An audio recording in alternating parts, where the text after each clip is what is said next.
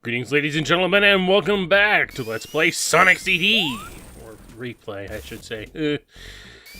Yes, titled Tempest Zone, and unlike my original playthrough where I was playing the, was I playing the... Yeah, I was playing the, the Sonic Gems Collection version, which was an emulated version of, or a report of the PC port rather than a port of the, well, that is the 96 PC port rather than the original, Sega CD version. Okay, what? That was different. I've never fallen into that hole before. So, well, I guess me being an expert at this game is not really as good as I thought it was. But yeah, the Gems Collection version of this game is based on the 96 PC port, and one of the problems with the Gems Collection version, not inherently with the PC port, is that for whatever reason, there was no tinting to the underwater areas in any of the any section of the game. But we're playing the 2011 version. That's not an issue. So, the underwater area gives Sonic a vaguely greenish tint. Gives him vaguely greenish skin, I guess. I don't know.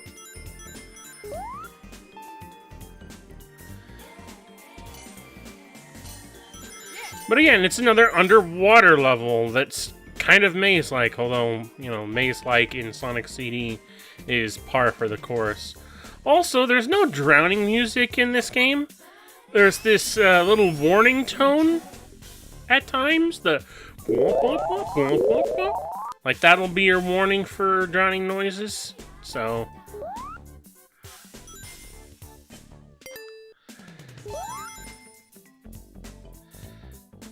it's gonna be a little different from your typical Sonic game, and to be honest, I kind of prefer it that way in a sense.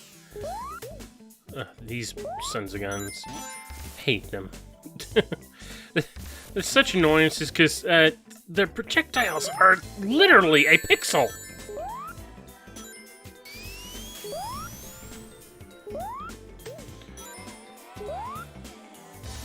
And here I am struggling to try and get into the pass, which is not going to be easy when I'm stuck underwater.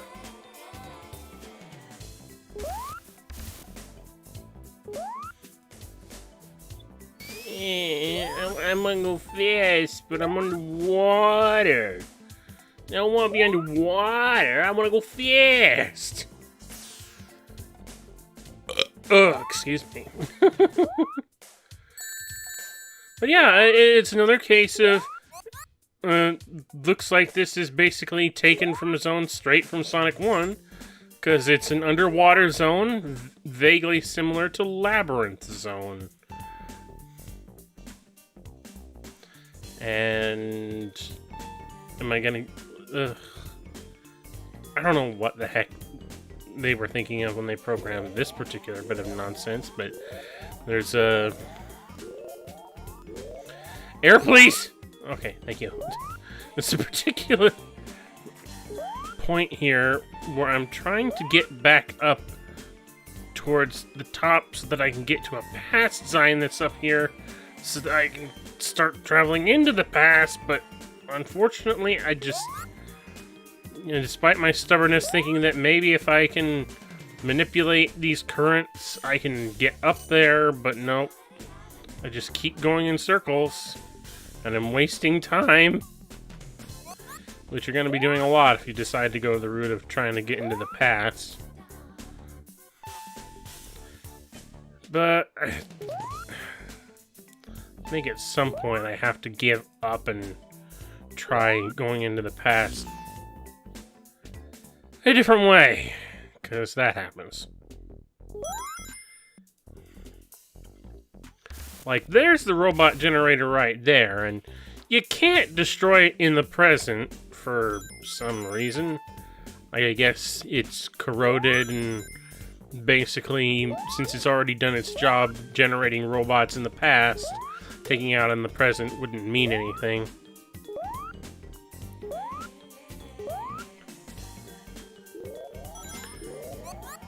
I'm also, I'd considered playing this with the Japanese soundtrack for this outing, since I played with the US soundtrack in the original Let's Play, but I couldn't do it. I just couldn't. I love the US soundtrack of Sonic CD. The Japanese version it does nothing for me. Like, I like the ending and opening themes of that as a sort of guilty pleasure sort of deal, but none of the other songs in the Japanese version click with me the same way absolutely every song in the US version does. Except for the past songs, and, you know, I feel a little bit silly in hindsight not installing one of the music mods for this. Because there's a... Oh, if I could remember their name, there's a user on YouTube that did past versions, past style mixes of all the US tracks, and if I knew who they were off the top of my head, future me, put a link on screen or something, a card, put a card right here, right here. And that'll be the person who made all of the past remixes for the US soundtrack, because in the original game, the past songs were all still based off of the Japanese and European soundtrack, and that's why they sound the way that they do.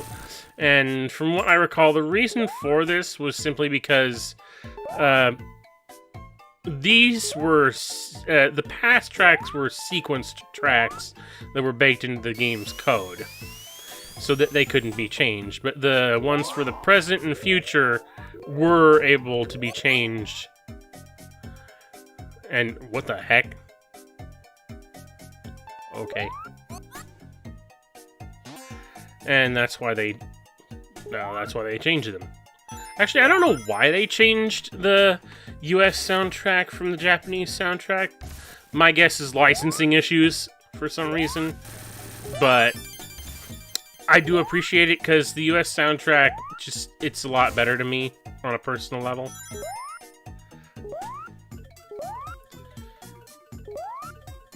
With the past tracks being the only exception. Like, the past mixes aren't bad, but if I had the forethought ahead of time before starting this playthrough, I would have installed a mod that would have allowed me to use the tracks that I mentioned before for the US past mixes. And I think this is where the special stages get really bad.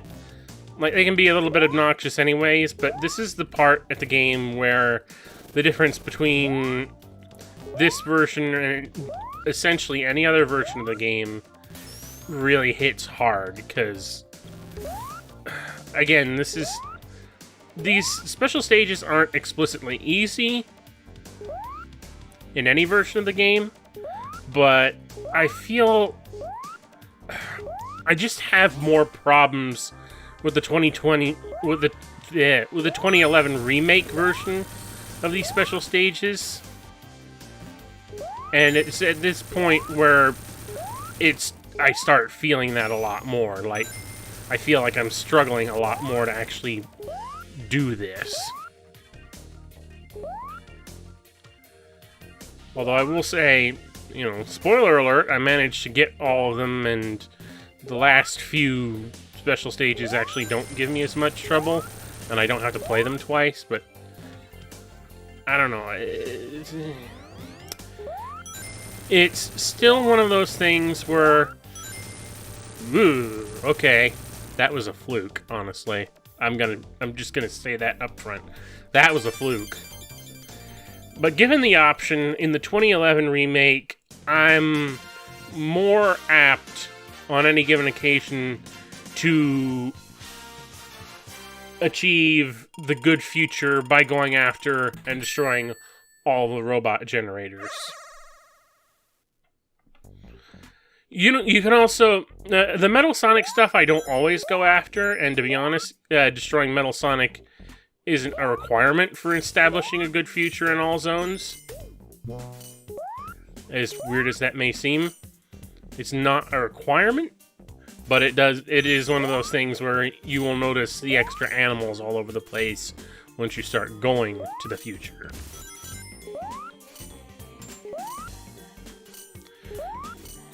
Which seems kind of odd to me that, you know, the time stones are a requirement, but... the robot generators are a requirement, but the Metal Sonic isn't, even though in most other Sonic games, the entire point is to save your little animal friends.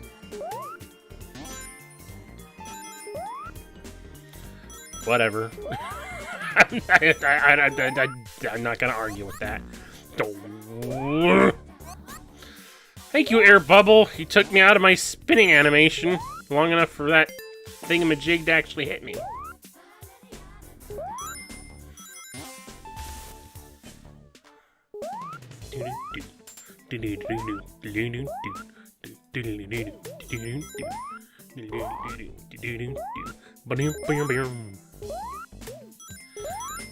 But yeah, the thing to me about the US soundtrack is that all the tracks made for the United States version of Sonic CD sound fitting for a Sonic the Hedgehog video game, whereas, you know, in the sense that it sounds video gamey and works with the sort of attitude of Sonic the Hedgehog, whereas the Japanese and European soundtrack just sounds to me like the sort of music that's more...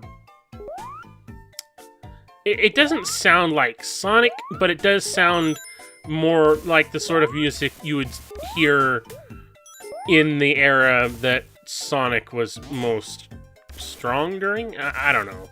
It just does not seem like video game music. It seems more like period music. In the sense that, oh, 90s slash early 90s slash late 80s sort of thing. And it doesn't sit as well with me. Like, I'm not saying that the Japanese soundtrack is awful. I'm just saying that it doesn't resonate with me nearly as well as the tunes from the US soundtrack do. Like, I love all the music from the US soundtrack. The Japanese soundtrack, there's a few iffy pieces, and the sad part is those iffy pieces, to me, are some of the more key ones. Like, I really do not like Metallic Madness and Stardust Speedway's Bad Future mixes. Like, ugh.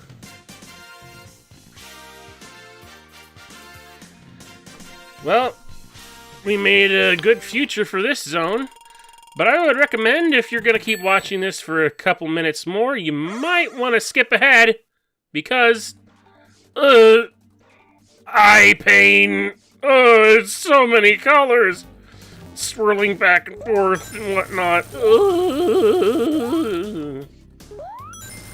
God, how did this special stage get through censorship? Like... And what were they on when they made these things? Fucking hell. You know, my eyes are always on the ground, trying to pay attention to Sonic and his progression through the level, make sure that I'm going to actually not gonna fall into the water and hit the UFOs. But, oh my god, I look up for even a moment and my eyes start to burn. Ugh. It is so trippy.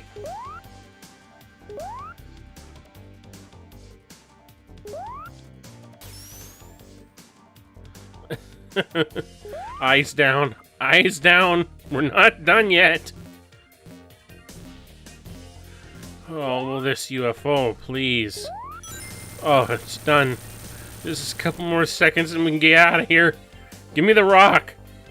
Give me the purple rock. Hurry up. Oh, thank God, we're done. Okay, you can return your attention to the screen now. Oh. That's 5 time stones, 2 to go. And since we've established a good future in Tidal Tempest, it turns a bit pink.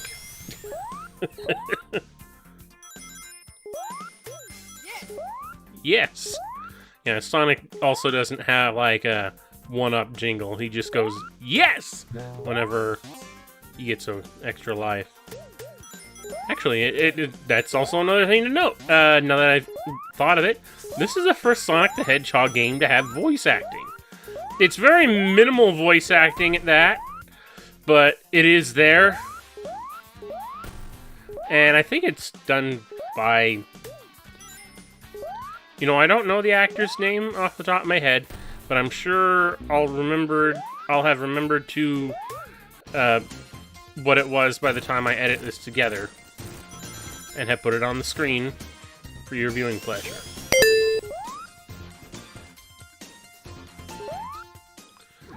And once again, we have the Act 3 boss of this stage, and it is a very peculiar one because you wouldn't think the Eggman would be so dumb as to make a shield out of the only thing that would allow Sonic to keep breathing underwater.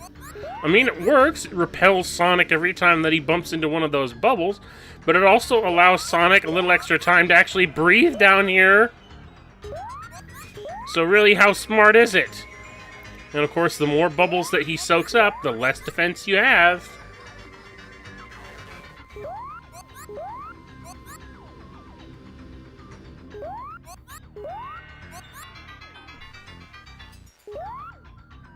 You're out of defense, Eggman. Now what? Yep, just one hit. Like, if his machine took 8 hits to destroy after taking out all those bubbles, I would be in a bind. But thankfully, it's just the one hit, and now we're on our way. On to the next zone, which I believe is Quartz Quadrant. No, I don't think Sonic 1 has anything particularly analogous to this off the top of my head. Like, at a stretch, I suppose you could compare it maybe to Marble Zone? No, I don't think so. Another thing I don't like about this 2011 remake is that there are certain things that I used to be able to do in any other given version of the game in order to get myself to go into the past real quickly that I can't do. Like this right here. Like, I used to be able to just go down that little chute as it was allowing me to, as it was in this particular area, and if I went down there and it kept shooting me back up, I would eventually travel into the past. But for some reason, the people who made this game decided, oh, that's a little bit too cheaty, don't you think? And I would say fuck you to them.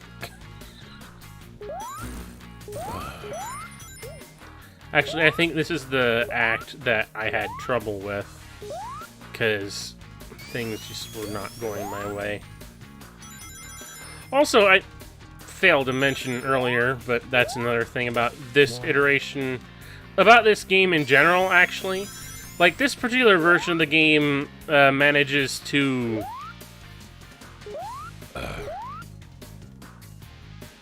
has an option where this isn't such a big deal, but this is the, I think, this game has a spin dash, much like Sonic 2 would, but unlike the Sonic 2 spin dash, crying out loud. Unlike the Sonic 2 spin dash, the Sonic CD spin dash is, you it's not an instant rev and go sort of thing. You have to sit there and let it charge up for a while before you can actually take off. And given that this was the first Sonic game that I was introduced to with this particular technique, it never bothered me. But I can understand why other people who, you know, grew up with the instant spin dash of Sonic 2 onwards are a little bit flustered with it. What this game also has, though, is the supersonic peel out, where you would hold down and push the button in order to rev up his spin dash. You hold up in order to let him do a peel out. Now, you're probably wondering, like, what's the benefit of the peel out over the spin dash? Well, this game has a bit of a limitation where the spin dash isn't necessarily as powerful in terms of getting up to speed compared to the supersonic peel out. I am just not having a good run of it here.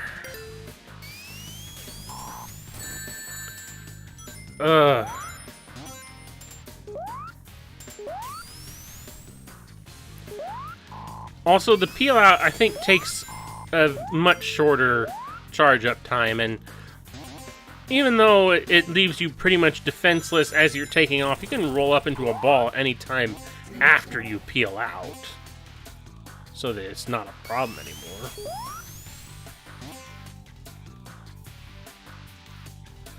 Yeah, I was a little afraid I was going to end up in the future there, but...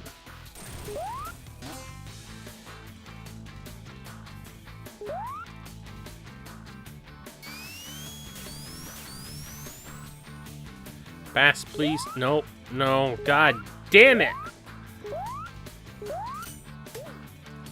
level's causing me nothing but grief trying to get into the past. And I think I've run out of opportunities now. At least let me get 50 rings so that I can try to get the time stone again. Please?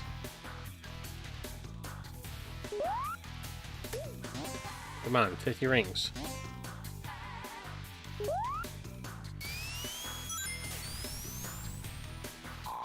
Nope. Well, crumbs. Hopefully things will go better on the next episode of Let's Play Sonic CD, but for right now, we're just gonna have to end it here. So with that said and done, thank you for watching. As always, there'll be links in the description below, my various social media outlets, as well as my coffee page if you want to follow up on that. This is the Devasia mentality, out.